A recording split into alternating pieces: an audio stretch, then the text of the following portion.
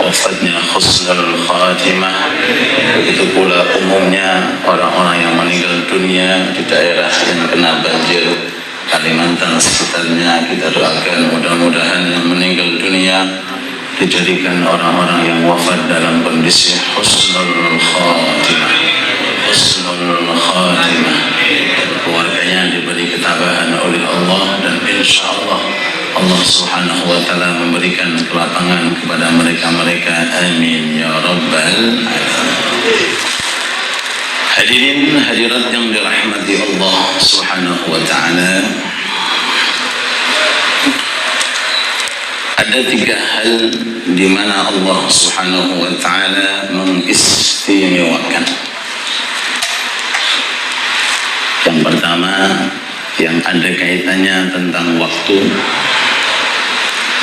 Yang kedua, ada kaitannya tentang tempat.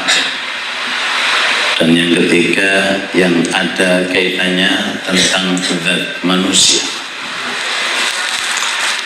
Pertama, dari sekian jenis Bani Adam, ada orang-orang yang memang zatnya dimuliakan oleh Allah,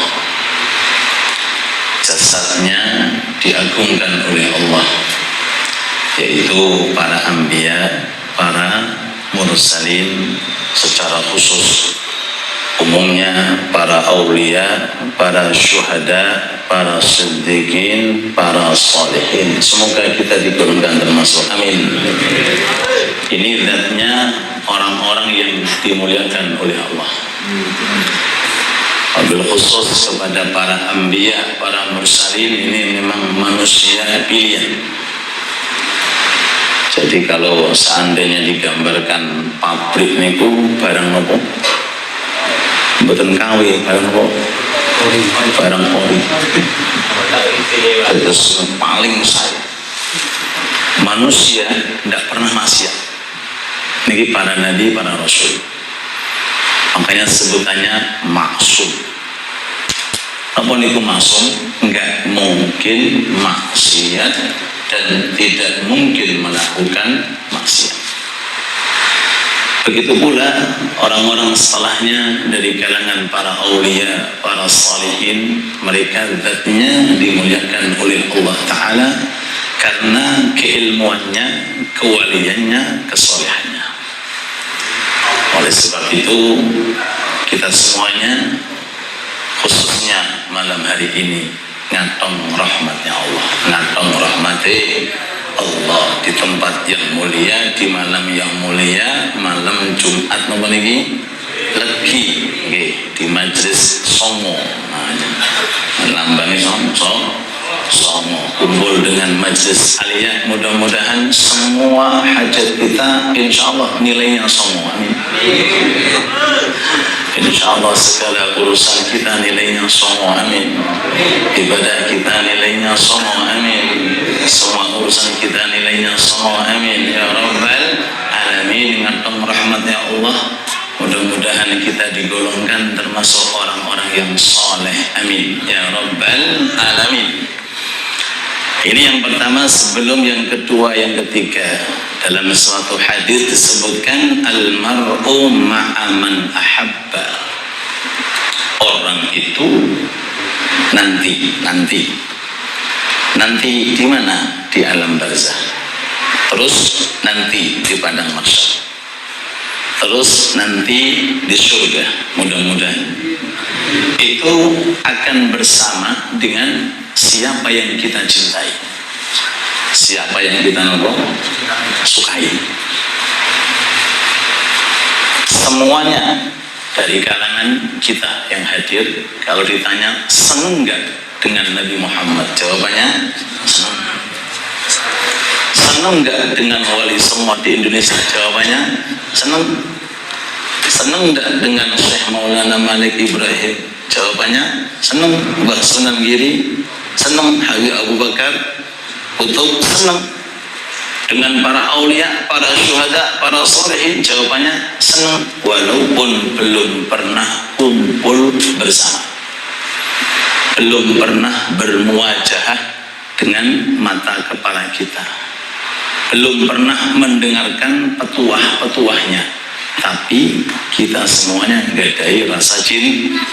Rasa cinta ini penentu. Rasa cinta ini nopo penentu.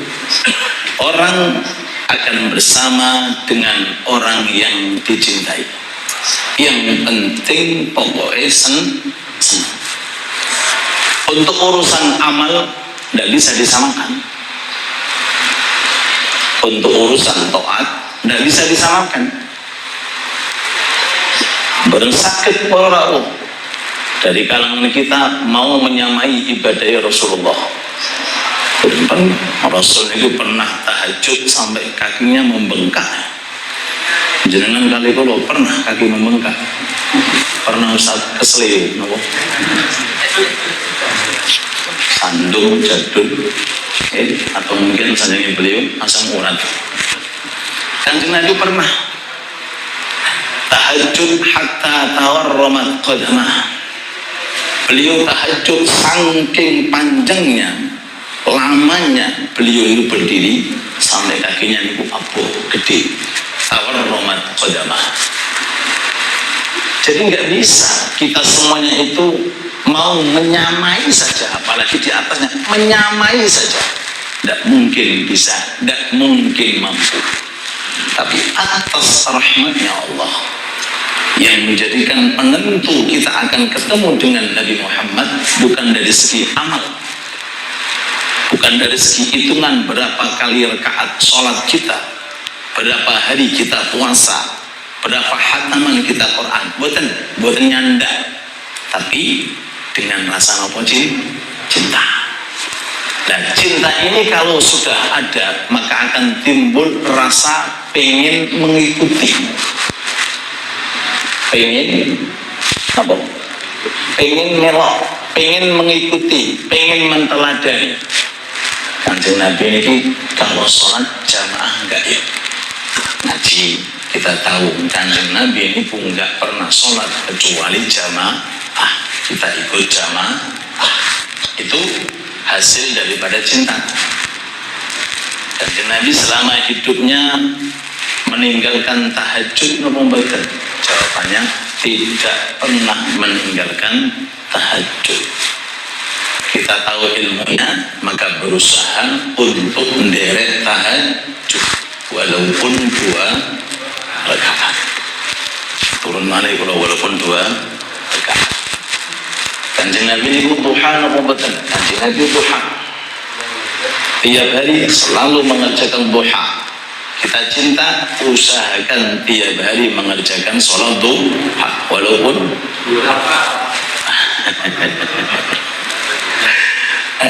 monggo, yang 2 monggo, yang 8 monggo, yang 12 monggo. Kanjeng Nabi rawatib qobliyah ba'diyah. Iya, Kanjeng Nabi rawatib qobliyah ba'diyah.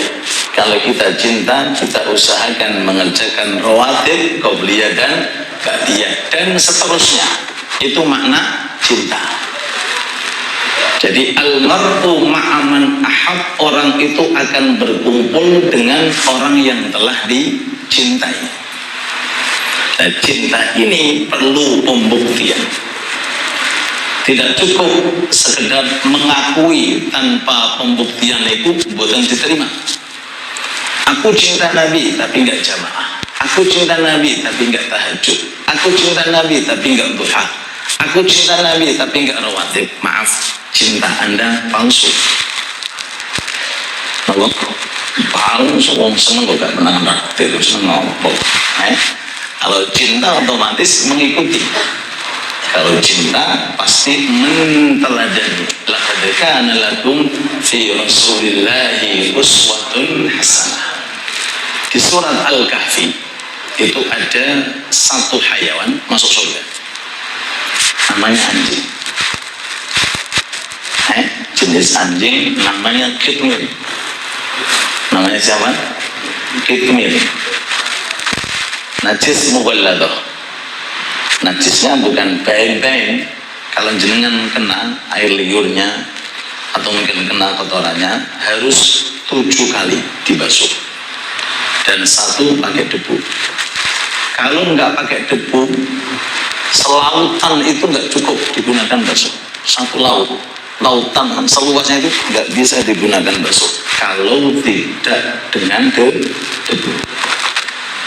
Saking beratnya namanya muwallalah.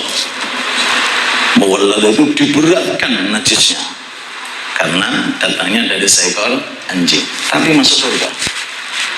Sampai ulama itu mencari-cari siapa namanya, apa namanya. Ternyata ulama mengatakan namanya Qitmir. Di dalam ilmu tafsir disebutkan namanya apa? Qitmir. Para ulama berkhidmat mencari-cari sampai namanya sopo, jenenge iki apa jenenge anjing iki kok masuk surga namanya Qitmir. Bahkan Al-Quran menegaskan berapa bilangan anak muda yang selamat berada di gua. Ada yang mengatakan 3. Kata Allah kurang siji, yang keempat anjingnya. Ada yang mengatakan 5, kata Allah 6, yang keenam anjingnya. Ada yang mengatakan 7, kata Allah 8, yang ke-8 anjingnya. Perbedaan pendapat di dalam Al-Quran, ya Rasulullah, au muta'allim. Kalau nggak bisa, minimal jadilah para pencari ilmu, seneng ngaji, golek ngaji. Kalau nggak bisa, au mustami'an, yang penting ngurungokno tok. Ngantuk-ngantuk, yang penting apa? Yang penting apa? Mendengarkan. Nulis enggak, nerenangin enggak, ngapalin enggak, paham enggak, seperti apa? Mendengarkan. Kalau enggak bisa, jadi alim enggak, jadi santri enggak, ulama atau pecinta orang-orang yang hadir majelis taklim. Kalau enggak bisa, orang usah urip, apa? Paling terakhir nih Pak, wis gak usah melok ngaji. Nggak usah ikut hadir majelis taklim, nggak usah mendengarkan, seneng tok, dukung. Kalau masjid ada pengajian, melok seneng. Nggak usah hadir, tidak apa-apa. Kalau di rumah-rumah ada pengajian, ikutlah seneng, derek nopo seneng, walaupun belum bisa hadir. Yang terakhir ini masuk ke cangking terus yang ingkang selamat. Kenapa? Karena modalnya cuma seneng. Terus wala takun khamisan, jangan jadi yang kelima. Ngalim enggak, nyantri enggak, ngurungok enggak, seneng enggak. Yang kelima apa yang namanya? Enggak punya nama, fatahlat. Orang itu akan kerusakan. Na'udzubillah.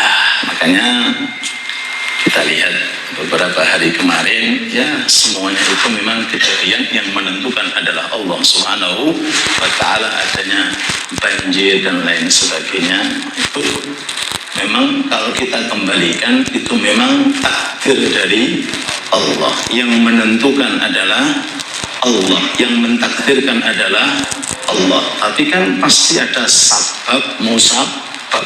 Ada apa? Ada sabab musabab. Tidak mungkin kejadian tiba-tiba ini bukan mungkin. Pasti ada sabab musabab. Nah, siapa yang menyebabkan? Wallahu a'lam. Yang jelas pasti ada sabab musabab. Itu dengan Al-Quran disebutkan Zaharal fasad fil barri wal bahri bima kasabat aydin nas. Telah tampak kerusakan, zahara muncul al-fasad, kerusakan. Di mana? Fil bar, di daratan. Di mana lagi? Fil bahr, di lautan. Apakah begitu saja karena alam, karena cuaca? Betul. Bima kasabat aydin nas, karena tangan-tangan jahil manusia. Tangan-tangan jahil manusia. Sampai dengan lihat di YouTube niku banjir ketika saat niku, masya Allah, ayu gede-gede kok, ayu nopo Ayo balok penting kayak soal apa sih dulu dia? Bima kasabat aydin nas, pasti karena tangan-tangan jahil manusia. Lah penyebabnya ini kenapa? Karena satu, karena kurangnya ilmu. Kurangnya apa? Ilmu. Karena tidak punya wawasan tentang ilmu. Kerakusan, maaf, ketamaan, apa malah ini? Pengen apa pak? Apa? Macam-macam. Karena rakus, karena tamak dari tangan-tangan jahil yang tidak diridai oleh Allah Subhanahu wa ta'ala. Sing untung ya, sing sabar. Yang untung orang yang wafat, karena termasuk syahid adalah orang yang meninggal dalam kondisi tenggelam. Termasuk jenis apa? Syahid, namanya syahidul akhirah. Dunia tidak digolongkan syahid karena tidak perang, tapi di akhirat kumpul dengan orang-orang yang mati syahid. Oleh sebab itu kita doakan mudah-mudahan yang wafat dari kalangan mereka mudah-mudahan husnul khatimah, dimasukkan surganya oleh Allah Subhanahu wa ta'ala, dan semoga Allah ta'ala merahmati kita semuanya, amin ya rabbal alamin. Kita kembali lagi, pentingnya seseorang untuk mencintai dan sering kumpul dengan orang-orang yang soleh. Semoga ilmu kita manfaat, berkah, amin ya rabbal alamin. Ini yang pertama. Yang kedua, di antara sesuatu yang diistimewakan oleh Allah inggih menika tempat. Secara khusus masjid mushola. Secara umum tempat yang di dalamnya bisa kita gunakan untuk taat dan ibadah, walaupun itu rumah kita masing-masing. Kadang-kadang kita lihat, maaf, di salah satu kawasan mobilnya api-api, omah ini elit-elit, faham omah elit? Omah elit dari bahasa Indonesia, bukan bahasa apa? Bahasa Jawa. Rumah elit, api-api, saya. Tapi kadang-kadang zikir tidak ada di dalam. Zikir enggak mendengung di dalamnya. Zikir enggak, sholawatan enggak, majlis taklim enggak. Ini kalau ketemu Imam Hasan Basri, gak betah. Aku gak betah duduk di suatu kawasan mati. Apa maksud mati?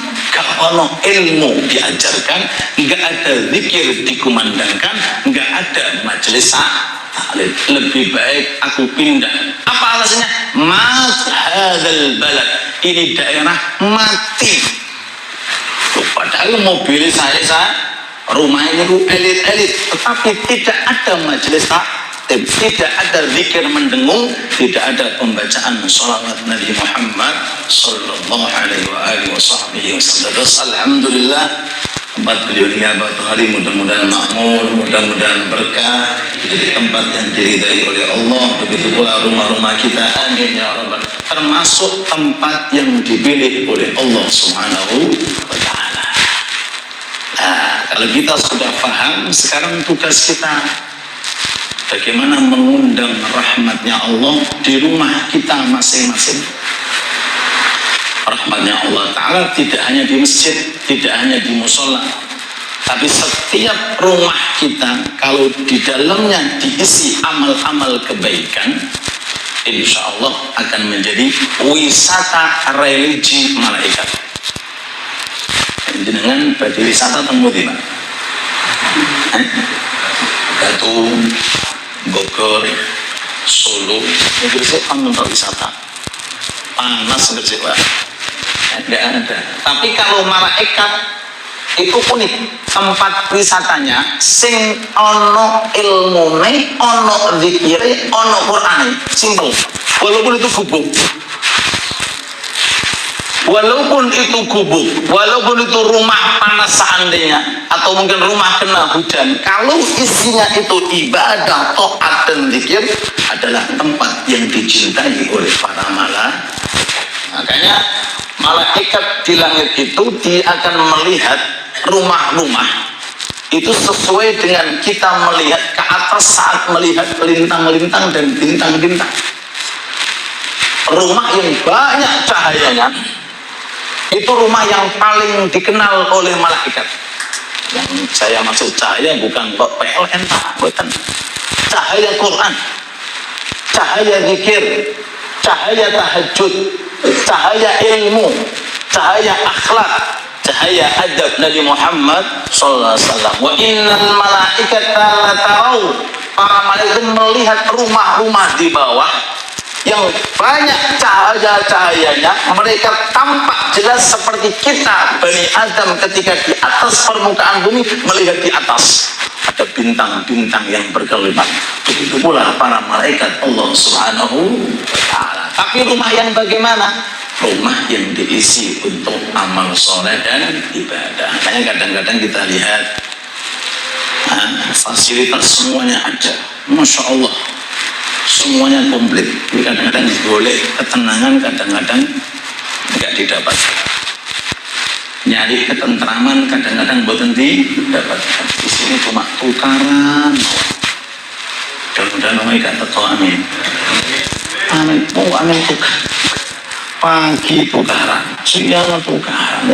Rumah kurang apa rumah ini? Mobil ada, fasilitas ada, semua ada. Hilangnya ketentraman. Kenapa?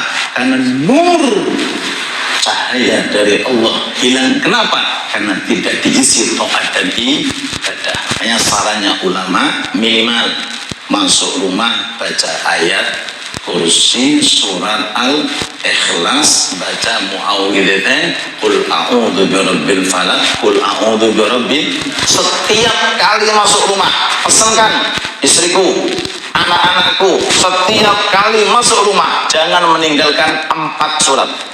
Satu namanya ayat kursi, kedua nama Al-Ikhlas, ketiga muawwidzatain, sambil diiringi membaca Bismillahirrahmanirrahim, kemudian salam, assalamu alaikum warahmatullahi wabarakatuh. Insyaallah dengan adanya Quran yang kita ya Arhamar Rahimin, kadang-kadang kita baca ya Arhamar Rahimin, ya Arhamar Rahimin. Itu pengarangnya namanya Abdullah bin Husain bin Thahir. Beliau ini mimpi, dalam mimpinya melihat rumah keponakannya namanya Abdullah bin Umar bin Yahya. Abdullah bin Umar bin Yahya. Mimpi rumahnya itu subhanallah tinggi, kemudian full cahaya. Kenapa? Cahaya. Setiap ruangan itu dilihat itu full cahaya. Terus uniknya lagi, kamar beliau itu cahayanya lebih terang. Bangun tidur, biasanya dipanggil, ponaanku Abdullah, ini dalam Jawa nih. Ya paman, ada apa? Tadi malam aku mimpi lihat rumahmu full cahaya dibanding daripada sekitar rumah kamu, dan kamarmu unik lagi, cahaya lebih terang. Apa yang kamu amalkan di dalam rumahmu? Ini PR bagi kita. PR bagi kita. Apa yang sudah kita lakukan di rumah kita, Boro? PR bagi kita. Mudah-mudahan makmur berkah, amin. Kalau masjid sudah makmur, kalau musola sudah makmur, tinggal dari kita rumah kita. Makanya kalau sholat fardu itu memang anjurannya di masjid. Tapi kalau sholat sunnah anjurnya di rumah. Jangan jadikan rumahmu kuburan, kata Rasul. Oh, maka isinya mindam itu tanpa. Mereka menurut kesan, mereka menurut hibah, mereka menurut tukar. Omahmu udah didol mau nih. Kalau ada omah kayak gitu didol lah, dilelang. Akhirnya ini ponakane matur, paman nggih. Semenjak aku membangun rumah, aku punya niat yang baik. Ini aku bikin kamar tamu, aku niati untuk memuliakan tamu. Ini aku bikin kamar ini, setiap ruangan yang saya bangun, saya niatin saya. Kemudian per ruangan sudah pernah saya gunakan hataman Al-Qur'an. Ruang tamu sudah pernah berapa kali hataman? Monggo Al-Ikhlas 3 kali kan khataman Quran. Kok guyu? Al-Ikhlas ini jeneng Allah 3 kali senilai khatam Quran. Ya kasih pilihan, ayo 30 juzuk nopo Al-Ikhlas 3 kali. Jawabannya tuh 3 kali. Agungkan sekali Al-Ikhlas dibaca senilai. Jadi Pak Lek kata ini, ponane per kamar itu, ruang tamu, dapur itu sudah pernah saya gunakan khataman Quran pribadi. Adapun kamar saya Pak Lek itu sudah sekian kali khataman, bukan cuma 1 kali khataman. Ini ibadah berupa membaca Al-Quran, termasuk juga zikir, termasuk juga sholat sunnah. Rumah yang paling anti malaikat nggak mau masuk, anti malaikat nggak mau masuk. Enak Ustaz, nggak mati-mati kok iso Israel nggak masuk ngawur. Yang dimaksud ini malaikat rahmat, paling anti kalau di dalamnya ada maksiat.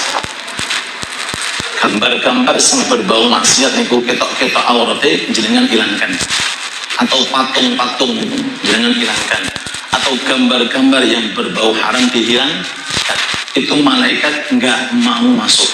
Artinya malaikat yang membawa rahmat, malaikatur rahmah paling anti masuk ke dalam rumah kalau di dalamnya ada patung-patung atau gambar-gambar yang tidak diridhai oleh Allah Subhanahu wa ta'ala. Tapi kalau seandainya gambarnya para aulia, para sholihin, fotonya para masyayikh, fotonya para ulama-ulama, luar biasa ini. Selain malaikat itu senang hadir, kita pun kalau memandang akan timbul rasa semangat untuk ibadah. Itu bisa jangan praktekkan. Yang pasang fotonya dari sini. Maksud fotonya apa tuh hari? Kalau fotonya fotonya Habib Abu Bakar dengan pasang. Terus dengan pasang 1 fotonya pemain sepak bola, jangan delok, ora gitu. Nek jenengan ada iman, gitu. Nek fotonya Abu Bakar pasti jenengan akan terhipnotis, pengen koyo iku. Akhirnya mulai ibadahnya seperti apa ya, ilmunya seperti apa ya, amalnya seperti itu dengan sendirinya. Ini penggih. Itu baru lihat fotonya saja, apalagi bertemu dengan orangnya. Ini baru sekelas ulama, wali. Bagaimana dengan Nabi Muhammad SAW untuk mengeces yang lemah akan menjadi kuat, yang kurang istiqomah akan menjadi nopo istiqomah, barokai kumpul dengan orang-orang yang soleh. Mudah-mudahan diterima oleh Allah, amin. Yang terakhir kalau tutup, di antara keistimewaan apa? Allah dengan rahmatnya Allah itu letaknya di langit yang pertama ini, mulai tadi tenggelamnya matahari, mulai tadi dikhususkan. Kemudian yang kedua, selama 24 jam itu ada sesaat di mana setiap doa dari kita diijabahi oleh Allah Subhanahu wa ta'ala. Makanya dianjurkan memperbanyak, ditambahi. Tadi tahajud 2 rakaat, malam ini ditambahi pinten, Pak? 12. 12. Apa 12? Kenapa? Malam Jumat. Pengen derek sholat hajat, biasanya ada monggo sholat hajat, tambahi sholat istikharah. Pokoknya ditambahi. Kenapa ditambahi? Karena malamnya malam Jumat. Begitu pula besok hari Jumat. Sami dengan tambahi sing asale duha tadi 8 ditambahi pinten, Mbah? Sing ngomong loro sapa? Loro tambahi 12. Kalau ngomong loro ya tambahi 4 lah. Pokoknya penting ditambahi, dibedakan. Bahkan Habib Abdullah Haddad mengatakan, hei manusia, sudah cukup kamu dikasih 6 hari untuk dunia. Sabtu, Ahad, Senin, Selasa, Rabu, Kamis. Berapa? 6 hari silahkan cari dunia. Tapi kalau sudah hari Jumat, usahakan donyone dikurang. Ustaz biasanya tambah laris dagangan ini, biasanya tambah nopo? Ala kulli hal Yang penting ini anjuran para ulama, ditambahi ibadahnya, ditambahi sampai dari kalangan malaikat sebutannya hari Jumat itu Yaumul Mazid. Bahkan di surga namanya bukan Yaumul Jum'ah, tapi Yaumul Mazid, hari di mana penduduk surga mendapatkan kenikmatan melebihi daripada hari yang lainnya. Apa itu? Dikasih kesempatan memandang zatnya Allah dengan mata kepala. Allahumma sholli ala Muhammad. Delok pangeran jenglet-jenglet. Wujuhu yawma idzin nadhirah ila rabbiha nadhirah. Ketok jenglet-jenglet. Bersaf-saf, ada saf awal, saf kedua, saf ketiga, saf terakhir. Jangan pengen saf yang keberapa? Pertama, delok Jumatannya saf keberapa jadi? Oleh Allah Ta'ala di surga mendapatkan saf yang pertama. Jangan bayangin dengan nonton sepak bola, dengan angsal saf yang pertama. Kita gawati kenapa gitu? Kalau ada Nabi Muhammad yang 40 dari kalangan nabi-nabi sebelum Nabi Muhammad sallallahu alaihi wasallam. Mudah-mudahan Allah menjadikan kita orang-orang yang memiliki ilmu dan bisa mengamalkan ilmu, dan mudah-mudahan istiqomah. Amin ya rabbal alamin. Ini saja insyaallah yang bisa kita aturkan. Semoga sedikit ini memberikan manfaat. 2 menit sebelum saya tutup, saya aturkan kembali baca surat Al-Kahfi. Tolong dibaca. Kalau nggak bisa malam, besok tolong dibaca. Jangan sampai tidak membaca surat Al-Kahfi. Yang kedua, perbanyak membaca sholat. Bebas di mana saja boleh harinya, tapi kalau sudah malam Jumat, hari Jumat, Quran jenengan mungkin jenengan kurangi, dikir-dikir jenengan kurangi, tapi sholawat jenengan tambah. Karena ibadah yang paling afdol di malam di hari Jumat adalah memperbanyak sholawat Nabi Muhammad sallallahu alaihi wasallam dan membaca surat Al-Kahfi. Usahakan dibaca. Nek dawuh para ulama paling sedikit 3 kali. Ustaz, kisahnya wallahu a'lam. Al-Kahfi itu mendekati 1,5 juzuk. Jadi paling banyak yuk nopo wallahu agar jenengan mendapatkan cahaya mulai tempat fitnah terbesar di akhir zaman, datangnya Dajjal. Dajjal 40 hari tapi ngantekno yang mukmin. 2/3 orang mukmin amblas jadi kafir karena Dajjal. Nah, fitnah akhir zaman kata Rasulullah, nggak usah takut. Baca 10 ayat pertama Al-Kahfi atau 10 terakhir Al-Kahfi. Nah, kalau memilih wacon Al-Kahfi kabeh. Orang 10 diwaos napa kabeh. Artinya kalau seandainya orang memanfaatkan surat Al-Kahfi ini setiap malam dan hari Jumat, wabil khusus setiap harinya,